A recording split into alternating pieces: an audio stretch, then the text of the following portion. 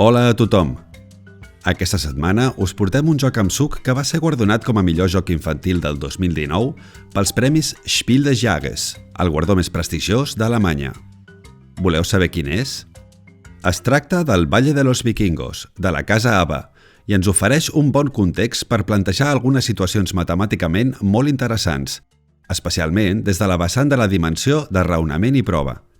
Quan comencem a jugar, ens adonem que, abans, cal resoldre un petit repte matemàtic, ja que el tauler és un curiós trencaclosques en 2 dimensions.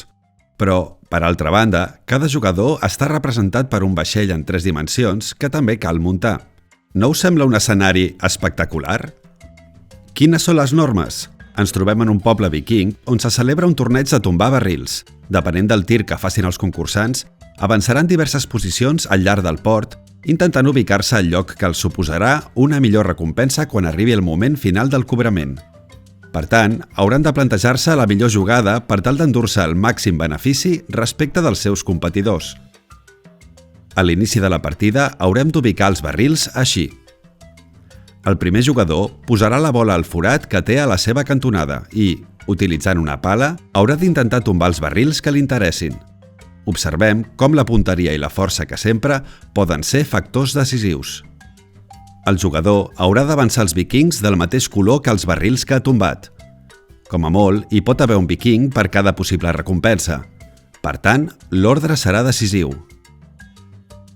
En cas que hagi tombat, per exemple, el vermell i el blau, haurà de decidir en quin ordre moure'ls. De vegades, no suposarà cap diferència, però en altres ocasions, sí.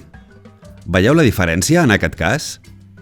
El següent jugador situarà els barrils tombats anteriorment com més li convingui, pensant en com li serà més senzill fer un bon llançament.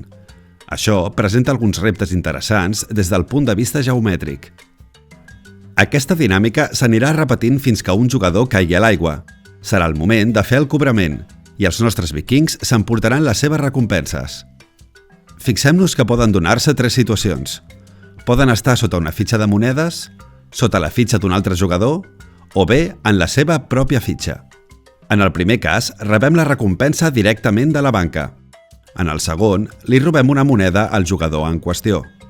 I quan estiguem sota la nostra fitxa, prendrem una moneda a cadascun dels altres jugadors. En aquest cas, l'ordre torna a ser important, ja que aquí, de nou, serà el jugador que ha tirat els barrils qui triarà l'ordre en què es faran els cobraments. El jugador que ha caigut a l'aigua tornarà a la posició inicial, continuant així la partida fins que s'acabin les monedes del banc. Com us podeu imaginar, guanyarà qui, en finalitzar el darrer cobrament, tingui més monedes.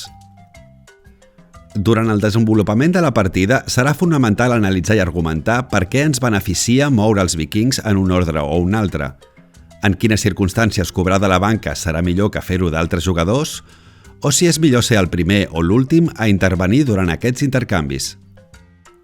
D'igual manera, aquest joc ens convida a plantejar situacions senzilles de combinatòria i a considerar la importància de l'ordre dels esdeveniments. Què passa quan hem de moure 3 o 4 vikings? De quantes maneres diferents ho podem fer? Quantes d'elles ens permeten arribar a resultats diferents? Abans de marxar, una última pregunta. Creieu que és un joc just? Quins factors intervenen en el fet que puguem guanyar o perdre la partida? Ens encantarà llegir les vostres opinions als comentaris. I fins aquí la recomanació d'aquesta setmana. Ens veiem ben aviat amb una nova recomanació amb suc. Adeu!